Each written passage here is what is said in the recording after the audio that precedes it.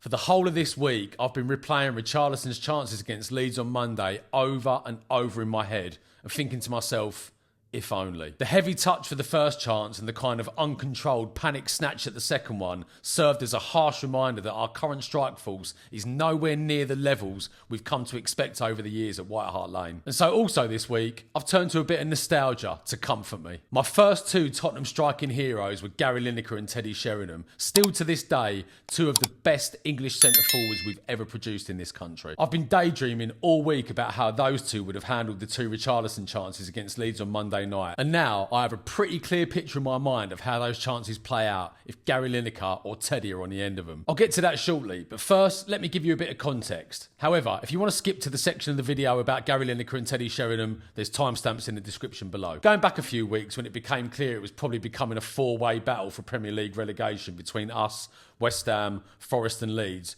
Although we were playing probably the worst of all four teams, I thought to myself that at least we've got decent strikers, well, on paper at least, and those guys will score the goals to get us out of trouble. Fast forward to the present day and almost the opposite has proven to be true. Dom Solanke huffs and puffs, he fights, he covers every blade of grass, but when it comes to sticking the ball in the net, he's about as useful as a fucking ashtray on a motorbike. Likewise Richarlison, he runs, he fights, he does all the right things, but when it comes to scoring, and for a Brazilian number 9, his first touch is about as subtle as a right hook from Daniel Dubois. And as for Kolo-Muani, well, this description from long-suffering Spurs fan and TalkSport host Paul Hawksby describes him better than I ever could. He is the archetypal dog chasing a balloon. He's that, isn't he? He'll get in good positions, fall over his own feet, run it into touch, cannon off his knee. Man alive. 65 million quid PSG paid for him. Seriously. Richarlison has 10 goals and 4 assists this season. Not bad in fairness, but in the context of the chances he's missed, he should have close to double that number. Dom Solanke has just 3 goals in 15 appearances this season. Yes, he's had a lot of injuries, it's been an injury-hit season, but he should still be doing far better than those numbers. Kolo-Muani has 1 goal and 1 assist in 28 appearances this season. Now, I'm sorry, that is just fucking unacceptable. Again, for a bit of context, he has less goals than Joao Palhinha and Mickey van der Ven. Bearing in mind that these 3 players would all go for between 40 and 50 million quid on the open market, just think, Igor Thiago cost Brentford 30 million quid and he's got 22 goals and an assist this season. Back in 1989, we signed Gary Lineker from Barcelona for £1.1 million sterling, roughly the equivalent of about 3.5 million quid these days. And in his very first season, he scored 24 goals and provided 3 assists in 38 games, making him the First Division's top scorer ahead of the likes of John Barnes, Ian Rush and Matt Letizia. I was too young to properly analyse Lineker's game, but he was essentially the 80s and 90s version of Erling Haaland or Pippo Inzaghi. He wasn't a particularly beautiful or skillful footballer. He was never really involved in the build-up play, but he was tall, he was pacey, he was ice cold in front of goal. He could finish with equal accuracy from his head, left foot, right foot, no problem. He was generally always in the right place at the right time. His positional sense was unbelievable, and he just sniffed out goals where others couldn't. Here's a few of his goals from back in the day, and you can genuinely see the similarities in the positioning and the body shape of players like Haaland and Inzaghi that came much later. Gascoigne arriving to Stuart Wright. Here is Gascoigne and Lineker. 1-0. Lineker's first goal in front of the White Hart Lane faithful. Nicely taken. The Rangers with problems here. They've let Lineker turn. 2-0. Stewart running into Spackman. Sedgley. Naeem's in and Lineker's unmarked. A hat-trick perhaps? Yes! Gary Lineker! He'd love to run the show in midfield. Still Gascoigne. A great run. Lineker! Oh, what a great finish! Lineker is easing gently into top gear. That was his first from Terry Fenwick's cross. The second, as Wednesday were outfought and outplayed throughout, came from Mitchell Thomas's centre. And that's Gary Lineker's 7th goal in 5 league games. Lineker. Moran, it'll come for Lineker, he's free. And his hot streak continues. Go and celebrates. So Lineker scores!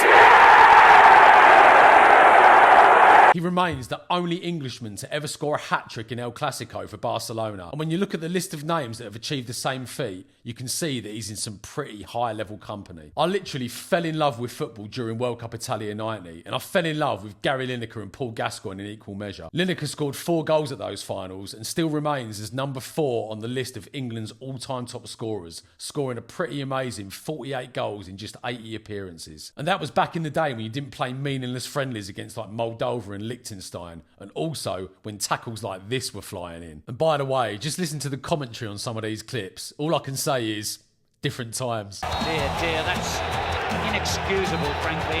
Vinnie Jones should be booked for that. Agitated him here. Oh, look at that. And I think Julian Dix might well have gone into the notebook here. The Sinners.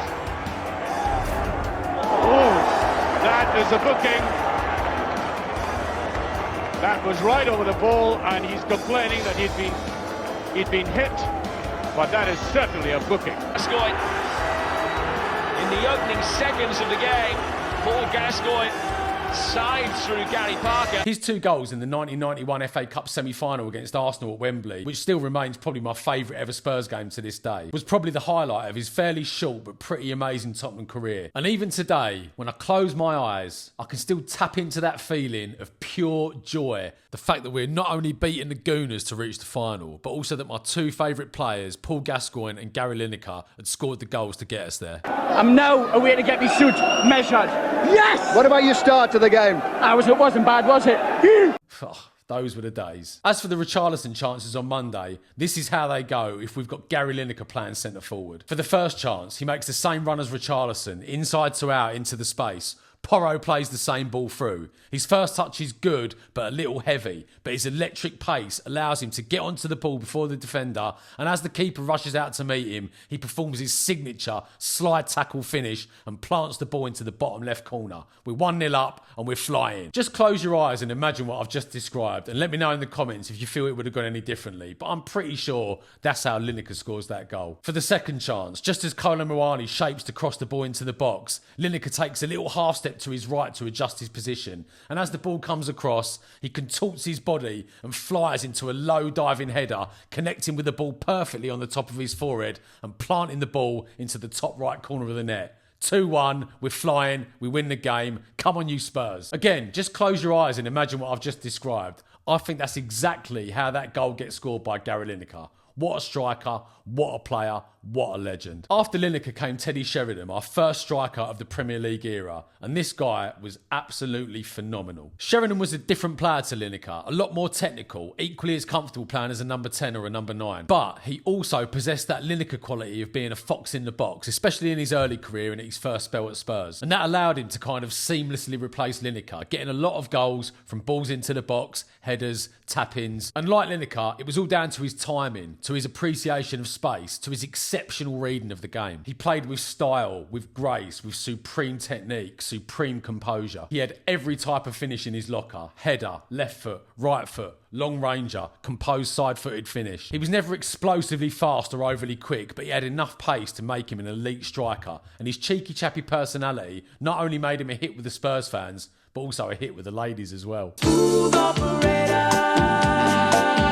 We signed him from Nottingham Forest in 1992 for £2.1 million sterling, roughly the equivalent of 5.7 million quid these days. And in his first season, he won the Premier League Golden Boot with 22 goals, leading the list of players such as Alan Shearer, Les Ferdinand and Mark Hughes. In 2 spells with the club, he scored 124 goals in 277 appearances in all competitions. And his Premier League record of 97 goals in 236 appearances gives him a better goals per game average than every other striker in the Premier League era, apart from Harry Kane and Jurgen Klinsmann. As for the Richarlison chances on Monday night, here's how Teddy takes them. Due to his supreme appreciation of the space, for the first one, Teddy's already in between the 2 lead centre-halves. And when that ball comes into him from Pedro Porro, he takes the perfect first touch and spins facing the goal. However, he's not the quickest, and so the Leeds defender is already coming across to block him off. Teddy knows this. He dummies to shoot. The Leeds defender slides in to block the shot. He slides past him on his arse. Teddy takes another touch into the box and slams it into the bottom corner of the net with a composed finish. For the second one, as Kolo-Muani goes to cross the ball, Teddy's already made his way into the box, into the perfect position. He's found himself half a yard of space. The ball comes across to him at waist height,